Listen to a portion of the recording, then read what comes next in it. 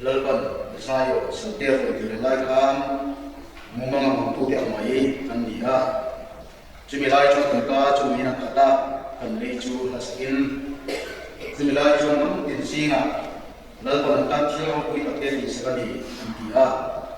lalpan cuma tiap kita teh di sekali kan lo ini lalpan serta kami mulai kira je cim ramal itu yang Mitri kecuali kecuali takinan adam, tapcungin uji kecuali masyarakat abu phal dekengin ling takin alobnya. Senina abi abu kian taga, kian cuma ibu turun kalau song pe koran itu pelalpa isu pesta ni cuma abu cewek. Kian mak ini jumpa itu. Lalpa kan bagian memang itu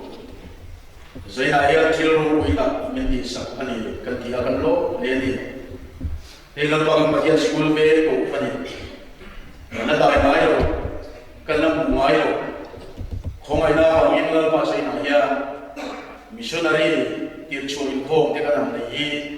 lu kan ba te nule trong trai chang tu ini ba min ibing kan fakalum tu kan che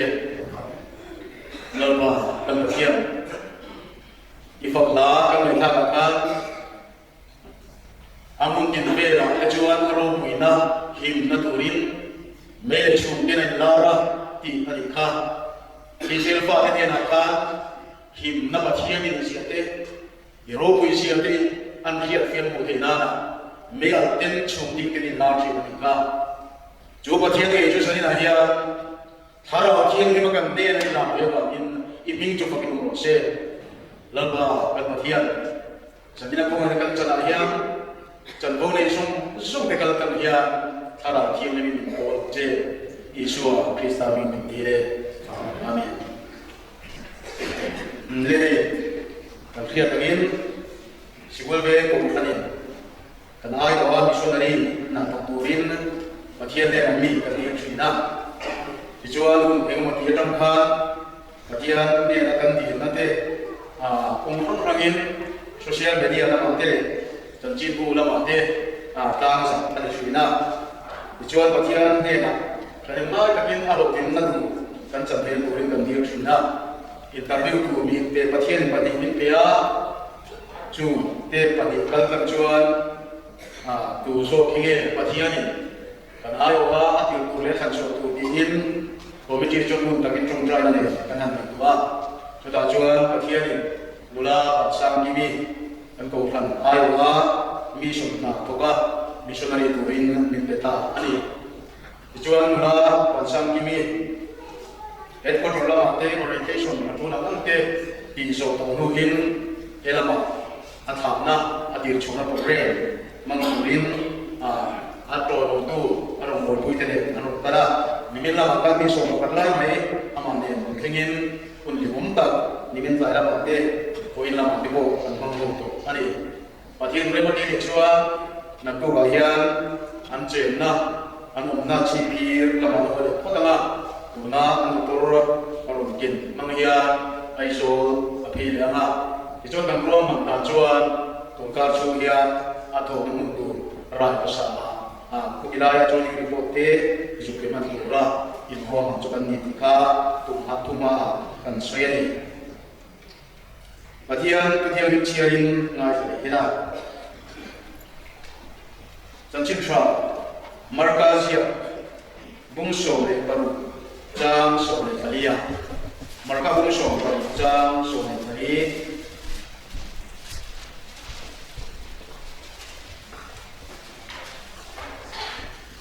kin jumi dure ajo kilain mi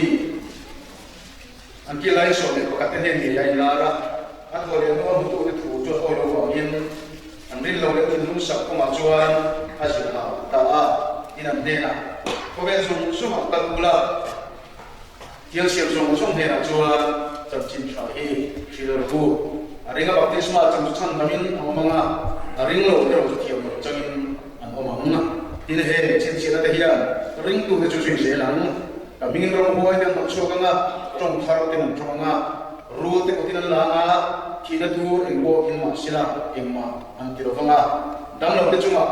an madanga an dam se la nga adia nali shwa ai na me dua atucha atupe ro buita ring tu de le tu min pe chu ko be sum sum kala cham chin tha khen tu rin tu pe ro bui kan mo ne atu dia ni kan chiar pe kan satan la la so lo se hei jatin chua alo ne in ka bia thil ro bui ta kan changali pathian na tho kan mu a he la ma he kan pa na mo tu te ko tung dang so ai in kho man thang kan kim maya kalama ni sira ka Zakina hian kan bial sa bana pa pasor bial kan upa te bial upa te bial ni som foi tu te ni nom te tuya ni nom tro rom hi lu kan dia ane na rom tu kan soya ka na ma ko ka ko member mundang kan mo pui te mi ni mo sa kan ko ka avaro tu he ine na rom tu kan soi ko ani le ma sa berin program ni kan so do na apa kana chuan missionary yêu chuột là trong trại sập na hi cô bà em đã làm tuang mi sủng cherry in anh em chúng mình so chuan cô thằng ai hoa ba chi cô irna anh này nói pi em đã sang mi sủng committee member anh em in chúng mình nói đẹp chuan sharing soi na anh ai quay một này soi tốt nhá cái soi turin nula bang sang kimi missionary ha kan ko anh chúng mình so chuan zai na solo turin ko sa na kan ko ri so ni chumi asa so chuan thil te khan na present te na hun ka an honga te present te turi ma kian zara pasari lai kan ya ko kan ai te mission committee le BMP BKHP BKP BMP te ba bial mission committee den thil te khan na alo ni no ani chumi so chon tu chai kan lai ka ma anh có phần share về cụ bà kia để cụ này trong im phụ trợ tối ngay cả thế là tôi chọn soi soi ya anh phụ rep hay là soi con nó này để cho tôi chọn soi soi kan solo ngay cả thế là kim kim minu đi là mình ngồi cô đi để cho nó kia là ngay cả là đi chuẩn bị cho group sai cái đi soi tu trong im ngay cả con anh này kita kan bukan masyarakat missionary missionary yang terus na itu Indonesia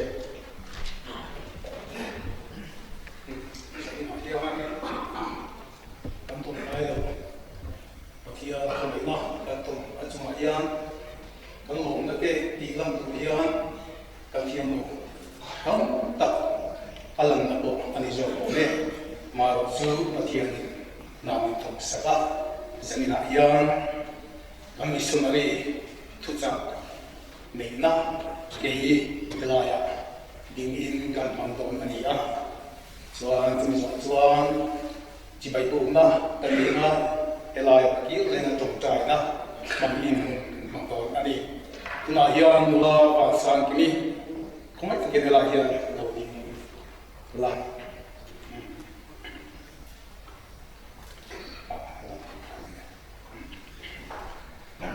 nula ka sang kini kan ko kan BCM school ven ai ola missionary na photurin ti pura fil alai pasa muna ikal don ta ito na muna thara ko me te lalpa ne na suai theng tur le ami cái ta nó sôm na khen tu ni tu rin ít thì là cái thầy là cái lợn ba toàn làm lắm ít chung học bồi nó để hát sát na luôn khen trang in đây là cái thiên ông rèn tị xia lắm câu sang hậu cái point bằng bên cái lỗ tung trái quỷ dễ đòn chế anh đi bắt thiên nó lâu ra và along cái along lần phía đều đều thì nam BCM school về câu sang chuan kan ai wa missionary na tu turin atir chuak tia zani a hian pa thara til tin theina chuai na le ro pui na tin de na tu na chang hian lom se rok se amen le tu tai na nang kam o patia nang ma chan chin tha mi pe lom tu ka chi te Iko kan din tene ai ko cha dia ber imang ai da chan chin cha si ni hobe jam jama kal na til siam ne na chan chin cha si lu ki thu min pe a balwa bi ni tu chani ko kan te balwa thu in min chen chila na ma ne na pe kan ti ku te ko min sia ti le lai balwa school ve baptist ko kan mangin balwa missionary field te ko balwa lu ve ki Imi ko kare ruang nape, ata kami mungkin banyak tuhan sendiri. Aku nayan tulatin kini, lalpa mati nak tutup dolo. Ajung kuan mule pada mule nak lepo ranjে kita. Ata nabi nala impe nawa hen nak buat lagi. Kalau dia mungkin kita lalpa amange kaltana. Mibo be Kristan yang sesuai tu ania. Akana lalpa hen kundung tak mai tehi, ciare lalpa hiro kuin alantir tu manduani gay tentu rak, nang namal isoma, isway se turin ikongai na putaka junga ani, in lalpa ikok sangte itu tang takkan ani, lalpa itu zon fanan tiagan tivenge tena turin, halau tiang ikong kuin alet tan kuina. Minsan nam tu lalpa tu tak Yesus Kristus bintang lemin kandile. Amen. Ikhlas kim kimi ka jo handing ngat sela orang ayin pi ebersang kuin. Jo muina parti hantir sela. Jo parti orkan kim kimi ka al som chong lo bin dilaya. Tu langa mun hang chung chung ka tu khan an ko ani. Ikan kim kimi sharing ke so ki so na.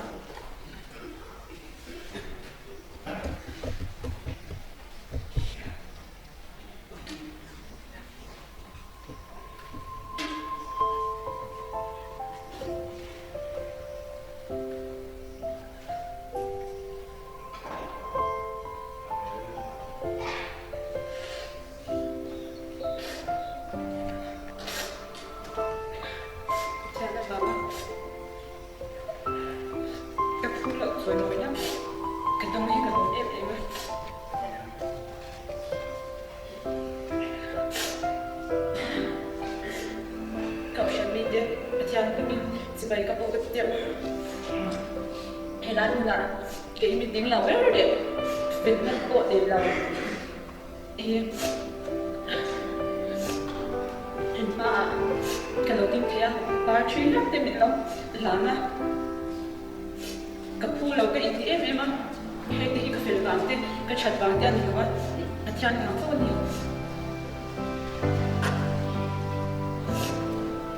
Với ini ayah ni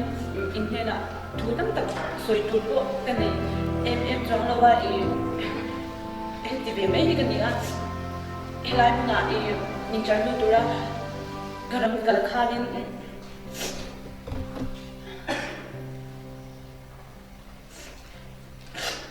acangin katlin ti karinga acang katlin ti karing lawa masala school ven ko shante azara le pathian wangin Rawa te shoi về thầy turin rong hon na giao dok ne thầy turin kakal về thầy turin ne nam ta ka chuan in kaloma masila a ko phul om em boka in bi chong chai puina ti kha dangai na san don em mani ti kha ka sai min lo sha sa ne bo ulak chuan in zani na hem testimony bo soi ka tum lawa pathian ka chong chai ya pathian ina I tu keima I buat suat tok tura min be kha I zani na yanin kalau se me dona masila alawin ka ba vedo no me tia angai kha dane robin lo tia sak turin kan yen buk jong ni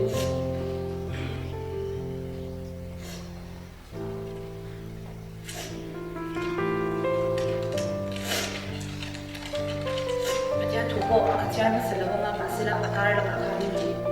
kalau char no tawa I rin tu te hi kan jin na bunga ke kan pen na hian kan du ang dia dia te hianin I thil hi atleng thei lawa kan chung chai na ang dia dia ko in le kan pathian hin na kan dil ang ko in I chanin kan om vek kher lawa ni chu bang chuan in ke bo ka rong ko na I du ko nga hianin shom na te bo kala to nga I taw da na te bo kala to na ni ti bo I cái insha cái mà giáo ni lao cái trung quốc nó cũng ai nên cầu sản xuất tu de giáo ni lao cầu sản mi sim ni chỉ cái bi member te ko nyang cái ta kha ni rong kan ho na a hian in mi in kam chan lo na lai te in lao soi về thế cho nên cho rằng mi na kan trung quốc nó cũng kan ham to kan trung quốc nó cũng in lao be ang tumpo in endur jiptak dan Islam Kristen zau ni ila katiam ang turhan ni wasa ang ayat wan ni pela poka luma adel mun khani alun adel na tulung lambang ne le katiam ang adel mun tira kha angai walwa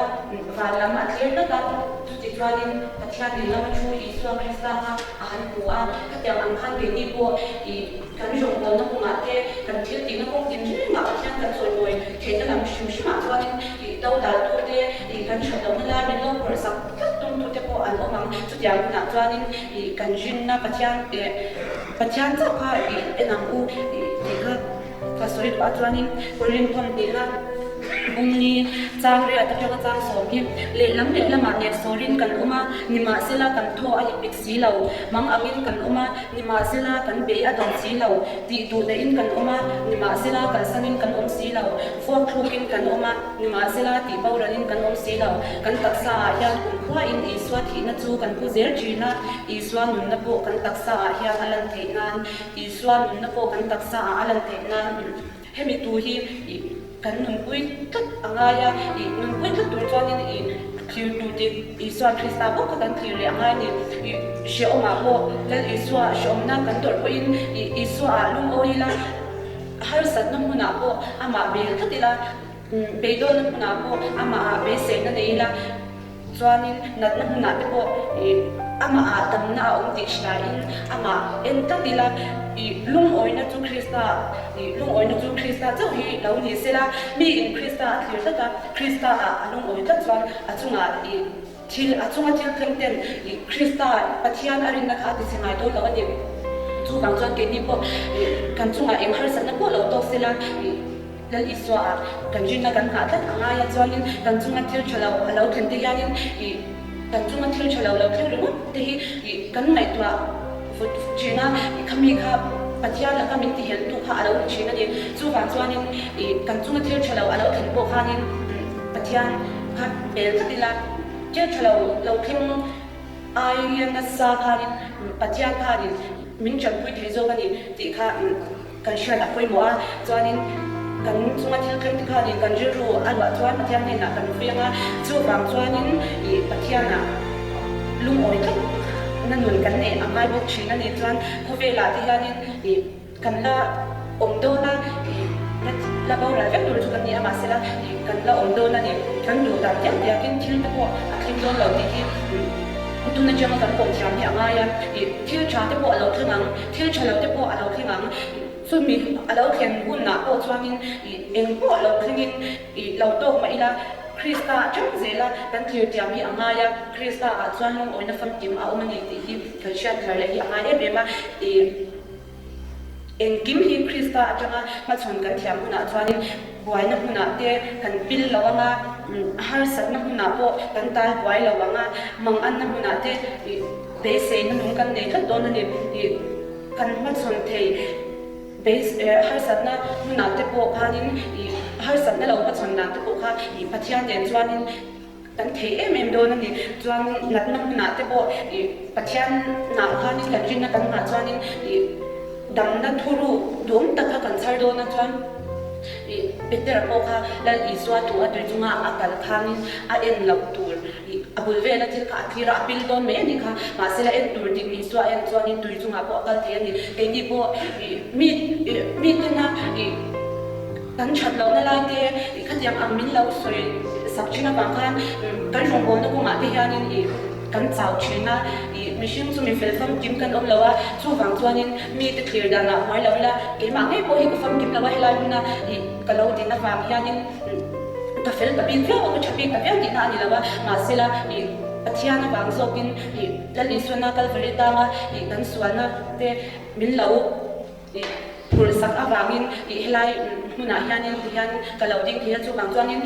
rin lo na le fil lo na tam tak te po kan neya nang ni poin in neya kan nei ve kan ni chu bang chuanin kan tin lo na te in mu sak lo bila chong chai pui kan ngai na te in chong chai pui to ni la tikhanin kan chat lo na te enge pasom kan ngai na nga tikhanin in shil to ni la mitang bula soi mai lawin ma ke ma ni nge ni in shil ni la ti kha ka do ke ma nge po hianin rongbol din ka kaldo na mishim lam pang tak chuanin ka in na ke ma ko fel lo ka in te me ma sela pathian thena ka lo in han me to na chin ni a tuna ka chong chai te le ka lo pathian thena ka lo din ve chang chin ani awangin tuna ya pathian ni ka chong chai te min chan saka chu bang chuanin min lo ke po min chong chai pu nga ya ka fam im bik lawa chu bang chuanin Isu Krista avang zoka min lo ngoya ka mishima min en lawa Krista avang zoka rombo tu ka ni dikha min lo sha sakturin ko shmite ka som nakme men choni athu kan nai tha le athu kan chai te lan kan sa ta kan som sa rose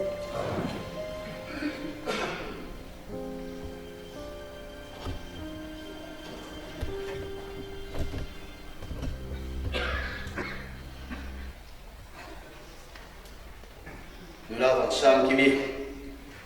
Tripura Fila atau Maturi Ambasha district Angkopui ber Ambasha adalah kilometer pria Kopui daya rai besar kuah ania Dijua azuk thona turaian dumain PCM hian sikul kanlotin tua Tok tu indai lona missionary bangin missionary telaki ania Dijua rai besar kuah tihian Tis ko kan hian missionary minum pelero dihin kun rei tak odong kan min awa min ngena ase irku kan ni thin no ani chutiang ani la chuan pathian ni sigule ko kan kal tang kim kibi chumi mun chuan atir tu hi thil ru tak mai ani athona mun aya evangelist teacherin omanga PCM ina siku kan lo nei to ron ti le deu aming maya sikula ngala kal pui ve chu ti tak seta ti chang thung zel tu rena chu thokanga tin ko khram ai pon tir padon ani tuna khan ka ngai tha nula kim kimika mangai wanga an na lan tu ali so krista tang ali so ko na changin ali sing lung ro puina le mo na te no ta nula kania ka thalai pu te jinga kami so pu te nge ka chen te jinga tia an thap na zo so te chu no lin ali taksa ai te chu pathian tan lo la ta helai lai ropu e mani an vui le me an mel thna an dam lain ke ni chon kan mel thna te kan vui le ngam lo wa kan dam lai hian ani chuan a mel thna awang lai un zong zong te lal pa ta na nam pu fo zo le a hun shung zo ka mani in la kha pa chan a zu sir to ne le zai ro turin pu e fro zam ni na lo so ku Hãy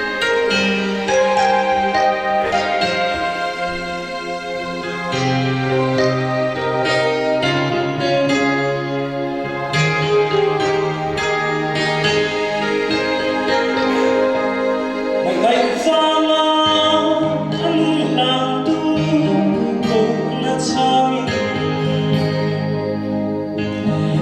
cho kênh Ghiền Mì Gõ để không bỏ lỡ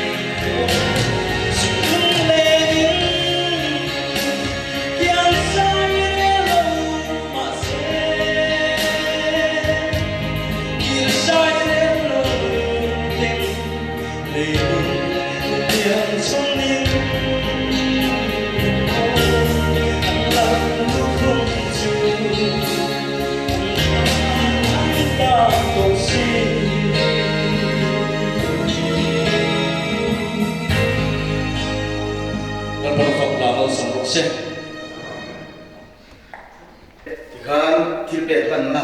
nei lo na la kim kimi ka ila he suak sila ni wilam koi zong han ling sila chuan ka chiaram min to hian no kalama an lam to tu le nam to banga kam ni khan soi bu le soyanga yam chuan thil pe kan na an ne na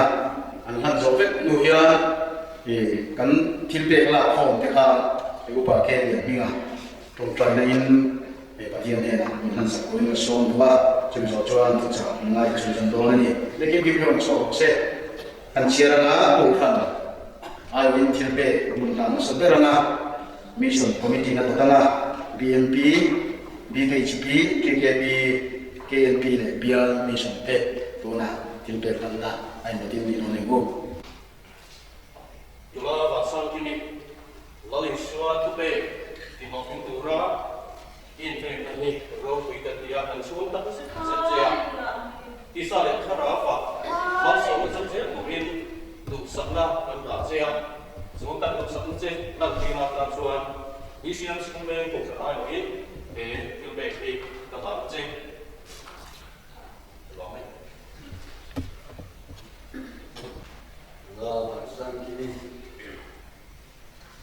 Then I missionary itu pada tema then bukan ini sampai ini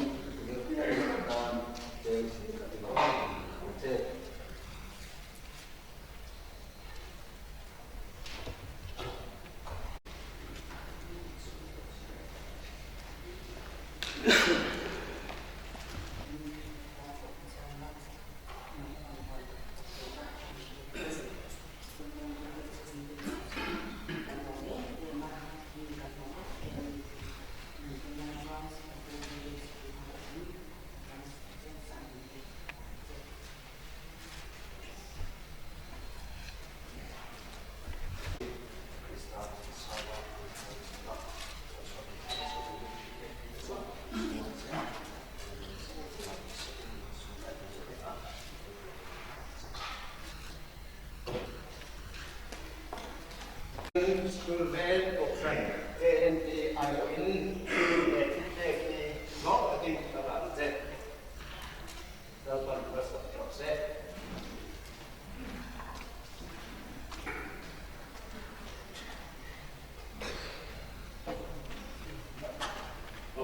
dear mission I win Luna không ai takin pastor dia mission committee OP lekha kemuan tindakan demo sang gibi Krista pasal kali pura inulat mu mangturin Krista tana ipet suami sabanai pai pastor dia mission committee tuan rugui ati a ikalzen na turangan lampar ko itale kuina itan zel thele turin sabana kai pastor yang mission committee tuan atong dai sak se to tu ni jedi di kha an creative ja he irong bol na rugui tak he Krista tana thokse turin pastor yang mission committee tuan sakna kan kan bol in he irong bol na tana kan thok ui ve thek tu je sam thum hi sabana kai pastor bial mission committee ai in long takin kana je lalpan balso min fai je terok se di bai dia tak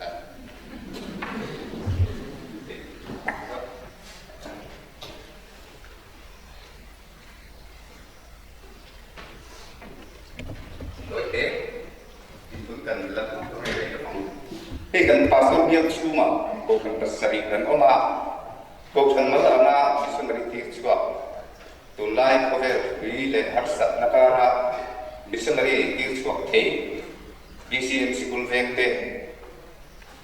pastor bial mission committee tuan rokia in kansom jua ngai tuan tam tak le tha le sung tam tak insem to ani ite kerja chung insem na sung tu sang ina hian alo tin nam sabana pai pastor bial ko san ko tin kan tua BCM school veng tena lagi so Krista chan chin tha pon ta zul se na tura in mala chung song kha pathian in man som chu sera bcm sikul ve kum than chung tin te ma ba tam tak in ni na tura lapan akoi se ang chu tikin pastor bial mission committee chun tuk sakna kan han chawa nglai in he ko chan ta nak le kan missionary ti chuata la ban sang ki bitan hian kan tum lai sakring ton chu ni ti kha ka han sui ani bcm sikul ve ko than zong zong le lapan koi mal so